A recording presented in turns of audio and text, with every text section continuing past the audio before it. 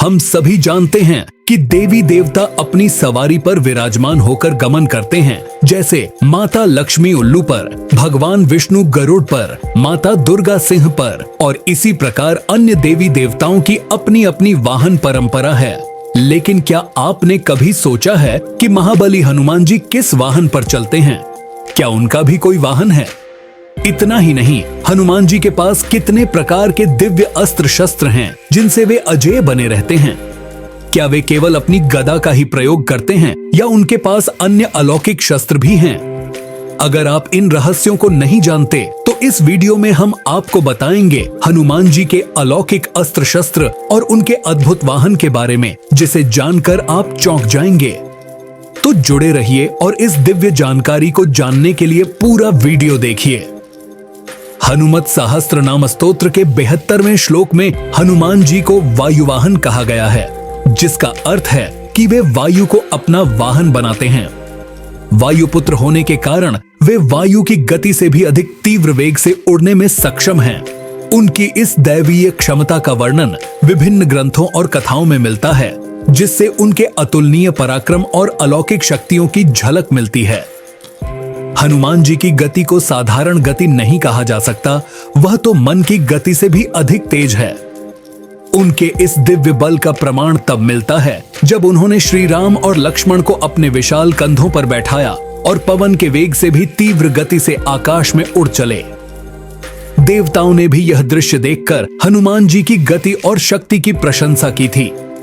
जब माता सीता की खोज में हनुमान जी समुद्र पार करने लगे तो उनकी गति इतनी तीव्र थी कि वे पर्वतों, आकाश गंगाओं और बादलों को भी पीछे छोड़ते चले गए। उनके उड़ने की ध्वनि इतनी गगन भेदी थी कि समुद्र के जीव भी भयभीत हो उठे। ऐसा लगता था मानो स्वयं पवन देव ने अपनी समस्त शक्ति अपने प्रिय पुत्र को समर्पित कर दी हो। हनुमान जी की गति और शक्ति का सबसे विख्यात उदाहरण तब मिलता है जब लक्ष्मण जी मूर्छित हो गए। विभीषण ने बताया कि केवल संजीवनी बूटी ही उन्हें जीवन दान दे सकती है और यह बूटी हिमालय के द्रोणागिरी पर्वत पर पाई जाती है। यह सुनते ही हनुमान जी बिना समय गंवाए आकाश मार्ग से उड़ चले। उनके वेग की तुलना किसी भी झात शक्ति से नहीं की जा सकती थी। जब वे द्रोणाचल पहुंचे तो वहां विभिन्न औषधियां थीं, लेकिन संजीवनी बूटी को पहचानने में असमर्थता के कारण उन्होंने पूरे पर्वत को ही उखाड़ लिया और अपने हाथ में उठाकर पुनः वायुपट से तीव्र गति से लंका लौट आए। वे इतनी तीव्र गति से उड़ रहे कि देवता और ऋषि मुनि भी चकित रह गए। उनकी इस असाधारण गति के कारण ही संजीवनी समय पर पहुंची और लक्ष्मण जी के प्राण बचाए जा सके। हनुमान जी की गति सिर्फ शारीरिक नहीं बल्कि आध्यात्मिक गति भी है। आज भी जब कोई भक्त श्रद्धा से हनुमान जी का स्मरण करता है तो वे अपनी अपार शक्ति और गति से उसकी रक्षा करने के लिए तत्पर रहते हैं। हनुमान जी का संपूर्ण शरीर ही एक अद्भुत अस्त्रशाला है। उनका हर अंग, हर क्रिया और हर शक्ति अधर्म, अन्याय और अमंगल का नाश करने के लिए एक दिव्य अस्त्र के समान है। वे स्वयं शक्ति के स्रोत हैं और जब जब आवश्यकता पड़ी उन्होंने अपने शरीर के विभिन्न अंगों को ही शस्त्र के रूप में प्रयोग किया।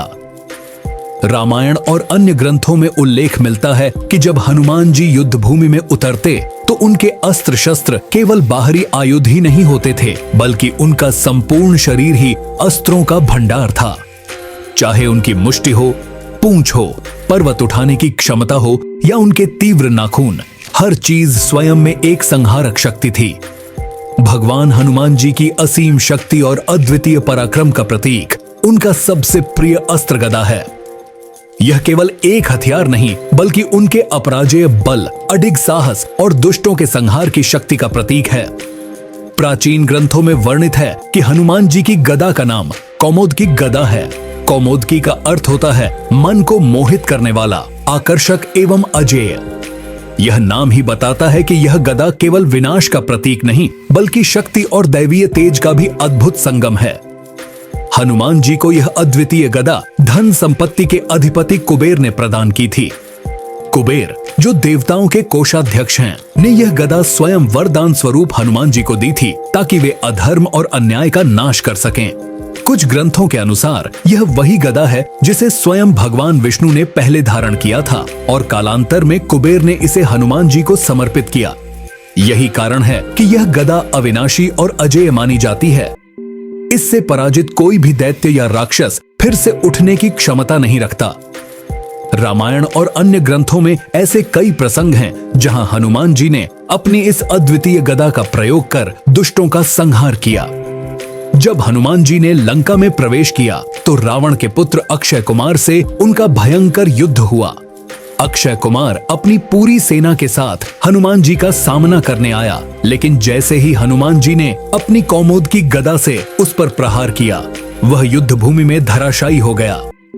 जब श्री राम और रावण के बीच महासंग्राम चल रहा था, तब रावण ने लक्ष्मण जी पर प्रहार किया, जिससे वे मूर्छित हो गए। इस घटना से क्रोधित होकर हनुमान जी ने रावण पर आक्रमण कर दिया। जब रावण ने अपने रथ से उनका सामना किया, तब हनुमान जी ने अपनी कौमोद की गदा से ऐसा प्रहार किया कि रावण का रथ खंडित हो गया। यह देखकर देवगण भी आश्चर्यचकित रह गए और रावण के सेना नायक भयभीत हो गए। हनुमान जी के पास एक अद्भुत खड्ग यानी तलवार थी। यह तलवार उन्हें देवताओं द्वारा वरदान स्वरूप प्राप्त हुई थी, जिसकी शक्ति से उन्होंने अनेक राक्षसों का संहार किया। युद्ध भूमि में जब भी अन्याय और अधर्म अपने चरम पर पहुंचता, तब हनुमान जी की यह तलवार प्रज्वलित होकर उनके हाथों में चमक उठती और शत्रुओं के विनाश का मार्ग प्रशस्त करती। हनुमान जी, जो स्वयं शिव के अवतार माने जाते हैं, को भगवान शिव ने त्रिशूल से अभय किया था। यह दिव्य शस्त्र उनके पास अदृश्य रूप में सदैव विद्यमान रहता था और जब भी वे अधर्म के नाश और दुष्टों के संहार के लिए उद्यत होते, यह त्रिशूल उनकी आंतरिक शक्ति का स्वरूप बनकर प्रकट होता, जिससे उनका पराक्रम और भी प्रचंड हो जाता। खटवांग एक दिव्य दंड के समान महाशक्तिशाली अस्त्र है, जिसे स्वयं देवताओं ने हनुमान जी को प्रदान किया था। यह केवल एक साधारण हथियार नहीं, बल्कि एक ऐसा अद्भुत आयुध था जिसका प्रहार असुरों के लिए काल के समान था। हनुमान जी के पास पाश यानी फंदा भी था, जिसे उन्होंने युद्धों में शत्रुओं को बांधने और पकड़ने के लिए प्रयोग किया। यह वही अस्त्र है जिसे भगवान विष्णु और यमराज भी प्रयोग करते थे। हनुमान जी की अद्भुत शक्ति यह थी कि वे पूरे के पूरे पर्वत तक उठा सकते थे। यह केवल संजीवनी पर्वत तक सीमित नहीं था, बल्कि जब भी आवश्यकता पड़ी, उन्होंने विशाल पर्वतों को उठाकर शत्रु पर प्रहार किया। अंकुश आमतौर पर हाथियों को नियंत्रित करने के लिए प्रयोग किया जाता है, लेकिन हनुमान जी ने इसे राक्षसों के अहंकार और अधर्म को नियंत्रित करने के लिए धारण किया था। यह शक्ति दर्शाती है कि वे केवल शारीरिक बल से नहीं, बल्कि मानसिक बल से भी अपने शत्रुओं पर विजय प्राप्त कर सकते थे। हनुमान जी के पास स्तंभ यानी खंभे की शक्ति भी थी। जब वे किसी महल या किले में प्रवेश करते, तो वे विशाल खंभों को तोड़कर शत्रुओं पर फेंक देते। लंका दहन के समय उन्होंने कई स्तंभों को उखाड़कर राक्षसों पर प्रहार किया था। हनुमान जी की मुष्टि यानी उनकी मुट्ठी ही एक दिव्य अस्त्र थी। जब उन्होंने रावण के पुत्र अक्षय कुमार पर प्रहार किया, तो केवल एक ही मुष्टि प्रहार से अक्षय कुमार मृत्यु को प्राप्त हुआ। यह दिखाता है कि उनकी एक मुष्टि भी वज्र से कम नहीं थी। हनुमान जी की अद्भुत विशेषता यह थी कि वे केवल हथियारों तक सीमित नहीं थे। जब भी कोई शस्त्र उपलब्ध नहीं होता, तो वे वृक्षों को ही अस्त्र बना लेते। लंका युद्ध में उन्होंने कई वृक्षों को उखाड़कर राक्षसों पर प्रहार किया था। हनुमान जी के दिव्य अस्त्रों की महिमा अनंत है और उनका हर वार अधर्म पर विजय की गूंज है। इस अलौकिक ज्ञान को और अधिक लोगों तक पहुंचाने के लिए वीडियो को शेयर करें और हमें अपने विचार कमेंट में बताएं। और अंत में बस एक ही बात, बोलो बजरंगबली की जय।